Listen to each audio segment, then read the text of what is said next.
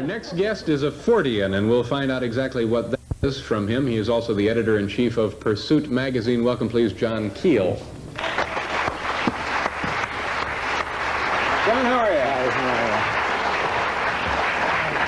you? So you're a Fortean, eh? Oh, well, I've been trying to outgrow it. Actually, what is a Fortean? It's spelled F-O-R-T-E-A-N. What is that?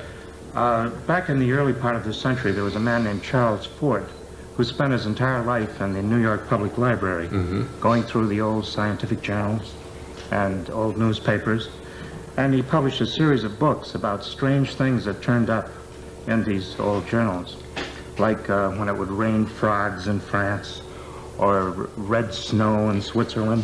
He kept track of all these things, did a series of books, and we started calling these events Fortean events. I see. And today we still keep track. Now, the two examples you cited there, I've heard of raining the frogs, and it's always a matter of, it's either one, an old wives' tale. Remember the time it rained wives' tales? Yes. Or it's disputed in some, they can just say, well, there were frogs in the trees. When it rained, they jumped out. Well, we have compiled a list of several thousand mysterious things that have fallen from the sky.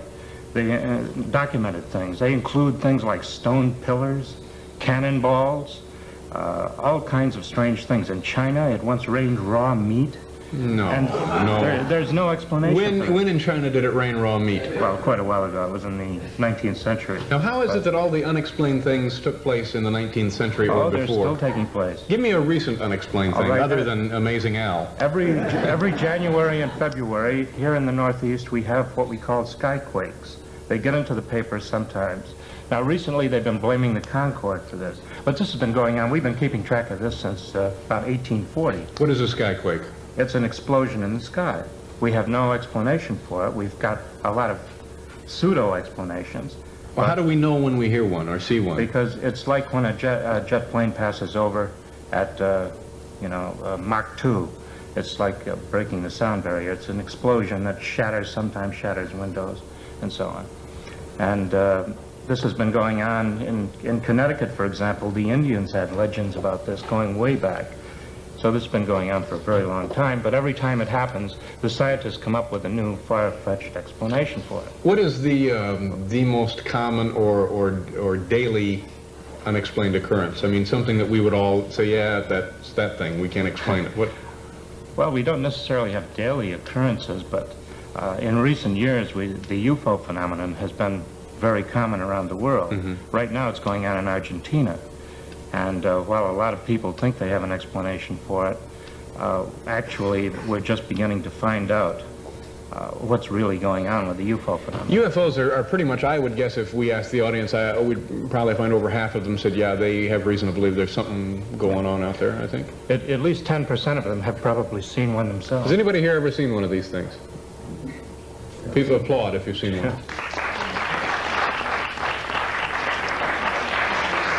And how many of you think there may be something visiting us?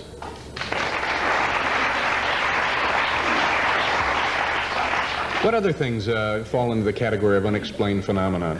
Well, we have mysterious animals that turn up all over the world. Like what? Here in the United States, every year or two, we have kangaroos jumping around Illinois, Connecticut, various parts of the United States. We know there are no kangaroos here. The police go out and chase them, shoot at them. They disappear. We never... So what is your theory? Where do you think they're coming from? The same place that the dinosaurs are coming from, because we have dinosaurs turning up every couple of years. About 10 years ago in Italy, the Italian army turned out to chase a dinosaur in the mountains of northern Italy. And they leave dinosaur footprints, and that's the end of them. They can't find where they've been, where they've gone.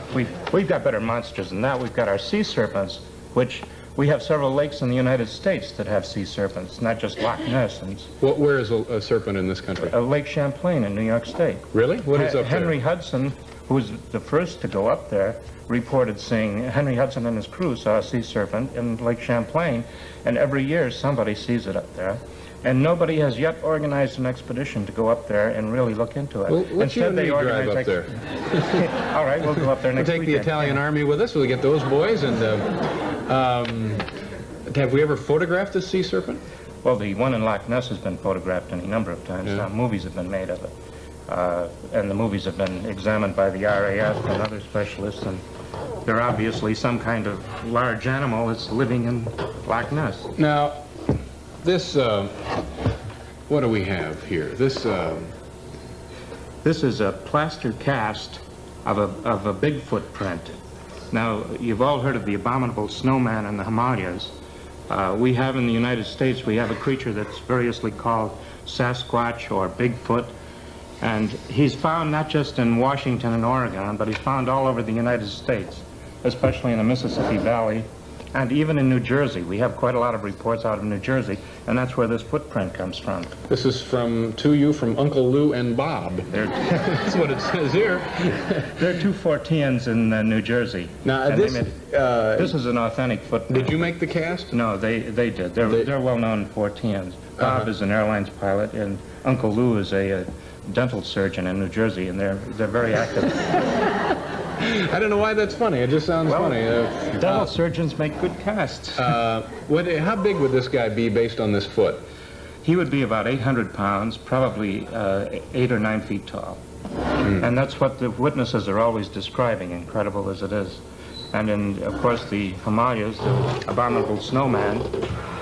Now that, I think, that we believe in, or at least I do. To me, it seems like, sure, it's possible that something left over that survived the Ice Age or didn't survive it or something, you know, that there may be a missing link and so on and so forth. Some of this other stuff, like the red snow. What was the red snow? Well, the usual scientific explanation for that is that the sands of the Sahara are somehow drawn into clouds and drop in Switzerland. Now, I can believe that. Except there are no red sands in the Sahara Desert.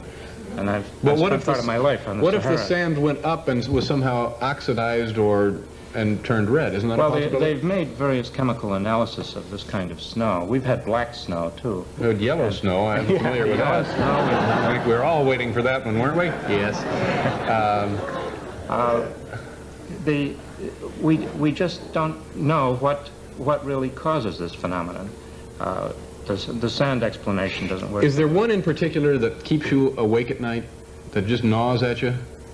Well, there's some frightening things going on, yeah. Like what? What are we scared of here? The animal mutilations that have been going on around the country, especially out west in recent years. But they're also going on in Brazil and France and Australia and Switzerland, Sweden. And these are not pranks or sick jokes? Thousands of animals have been slaughtered now by some mysterious group.